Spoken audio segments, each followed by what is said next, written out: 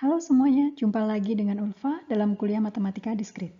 Pada video ini, kita akan membahas mengenai himpunan rekursif, struktur rekursif, dan barisan rekursif. Pertama, mari kita bahas mengenai himpunan rekursif. Untuk membicarakan himpunan rekursif, mari kita lihat representasi string dan beberapa istilah yang biasanya digunakan. String adalah rangkaian karakter, seperti pada string informatika yang terdiri atas 11 karakter. String kosong atau null string adalah string dengan panjang 0. Biasanya dituliskan dalam notasi lambda. Sedangkan alfabet adalah himpunan karakter yang elemen-elemennya adalah penyusun string.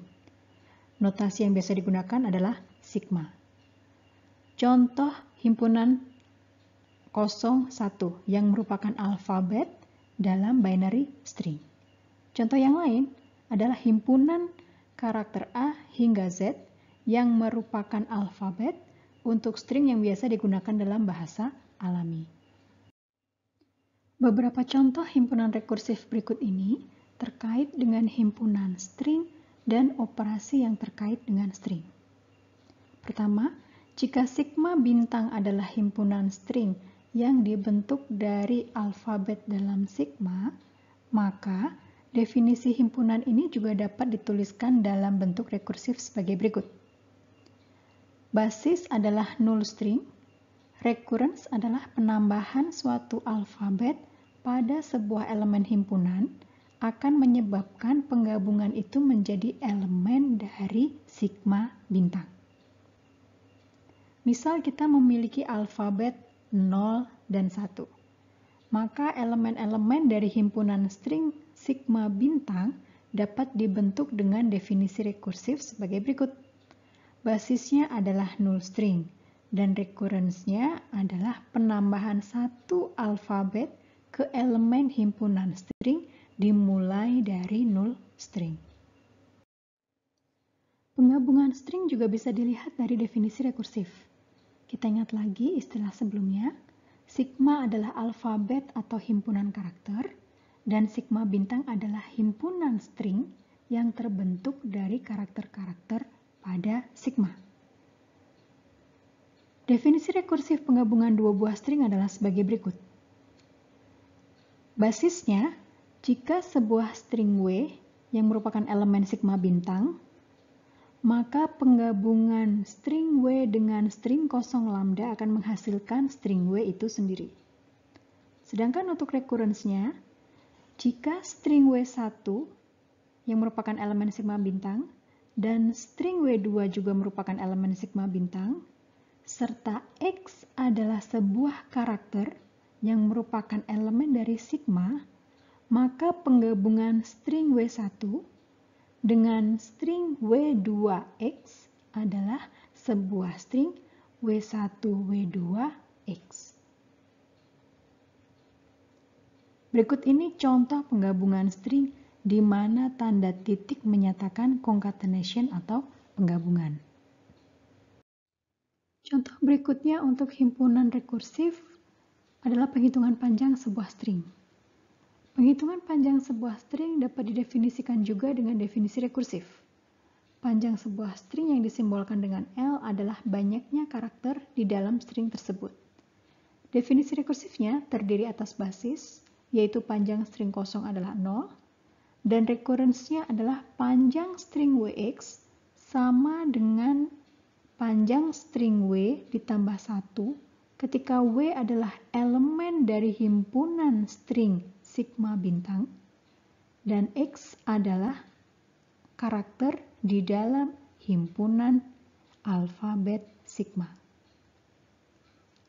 Berikut ini adalah contoh penerapan penghitungan panjang string. Untuk ITB panjangnya adalah 3. Untuk informatika panjangnya adalah 11, karena ada 11 karakter di sana. Dan untuk string lambda, yaitu string kosong, panjangnya adalah 0. Setelah membahas bentuk himpunan yang rekursif, mari kita bahas struktur yang juga dapat didefinisikan secara rekursif. Struktur data yang penting di dalam komputer adalah pohon biner atau binary tree. Dalam pohon biner, suatu simpul paling banyak memiliki 2 anak. Nah, jumlah anak pada setiap simpul bisa 0, 1, atau 2. Simpul dengan anak yaitu simpul cabang atau branch node, atau juga bisa disebut sebagai simpul dalam atau internal node. Nah, untuk simpul tanpa anak, itu berarti dia sudah berada paling bawah, disebut sebagai simpul daun atau leaf node. Dalam pohon biner, setiap simpul memiliki cabang yang berupa pohon, sehingga dapat dikatakan pohon biner memiliki struktur yang rekursif. Contoh pada layar adalah sebuah pohon biner yang di dalamnya mengandung 3 upa pohon biner atau subpohon biner. Basis dari struktur rekursif pohon biner adalah pohon kosong. Jadi pohon kosong adalah pohon biner. Sedangkan rekurensnya adalah jika T1 dan T2 masing-masing merupakan pohon biner, maka penggabungan T1 dan T2 di mana T1 dan T2 menjadi cabangnya adalah juga pohon biner. Mari kita lihat pembentukan pohon biner secara rekursif dari animasi berikut ini. Basis adalah pohon kosong, sedangkan rekurensnya adalah pembentukan pohon mulai dari sebuah simpul dan diperlihatkan bagaimana animasi pembentukan untuk tiap kedalaman pohonnya. Definisi rekursif juga dapat kita terapkan pada suatu barisan. Perhatikan contoh barisan bilangan berikut. Kita dapat mengetahui bahwa pola barisan tersebut adalah perpangkatan 2, dimulai dari n sama dengan 0. Dengan kata lain, elemen ke n adalah 2 pangkat n. Dan itu juga bisa dinyatakan dengan elemen ke n adalah 2 kali nilai dari elemen sebelumnya. Nah, dengan definisi ini kita bisa menerapkan sifat rekursif untuk barisan bilangan tersebut. Basisnya dari barisan ini adalah 1 ketika n sama dengan 0. Sedangkan rekurensnya adalah 2 kali elemen sebelumnya. Ya, jadi elemen ke n adalah 2 kali elemen ke n-1. Contoh pemanfaatan barisan rekursif dapat dilihat pada persoalan berikut. Koloni bakteri dimulai dari 5 buah bakteri.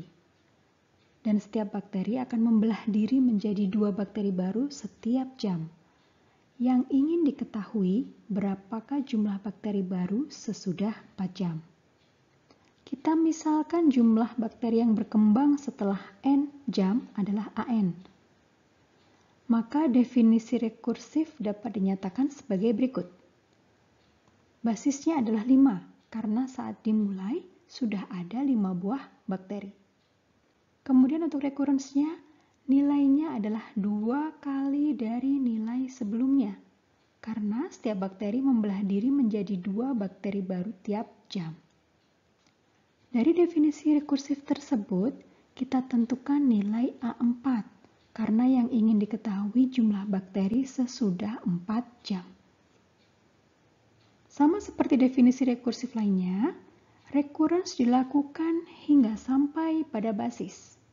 Ketika sudah sampai pada basis, maka nilai basis dikembalikan kepada fungsi yang memanggilnya, lalu dilakukan penghitungan.